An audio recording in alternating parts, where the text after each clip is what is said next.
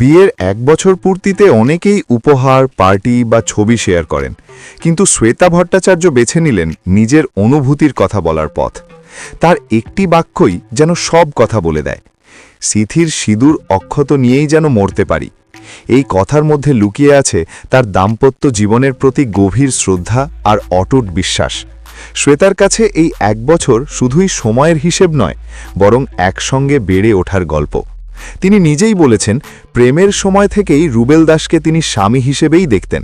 বিয়ের পর সেই সম্পর্ক আরও পরিণত হয়েছে, বোঝাপড়া বেড়েছে, একে অপরের অভ্যাস, পছন্দ অপছন্দ বুঝে নেওয়ার জায়গাটা তৈরি হয়েছে।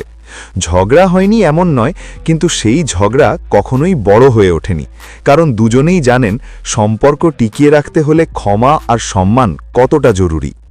শ্বেতার এই বক্তব্য অনেকের কাছেই আবেগপ্রবণ মনে হতে পারে, কিন্তু তার কাছে এটা জীবনের একেবারে স্বাভাবিক অনুভূতি। তিনি মনে করেন দাম্পত্য মানে শুধু একসঙ্গে থাকা নয়, বরং কঠিন সময়ে একে অপরের শিরদাঁড়া হয়ে দাঁড়ানো। তাই সিথির সিঁদুর তার কাছে নিরাপত্তা আর ভালোবাসার প্রতীক। ভবিষ্যৎ নিয়ে তাদের ভাবনা ধীরগতির। এই মুহূর্তে সন্তান নয়, বরং বর্তমানটাকে পুরোপুরি উপভোগ করাই তাদের লক্ষ্য। এই একটি বাক্যেই স্পষ্ট হয়ে যায়, শ্বেতার কাছে ভালোবাসা মানে প্রতিদিনের দায়িত্ব, বিশ্বাস আর আজীবনের প্রতিশ্রুতি।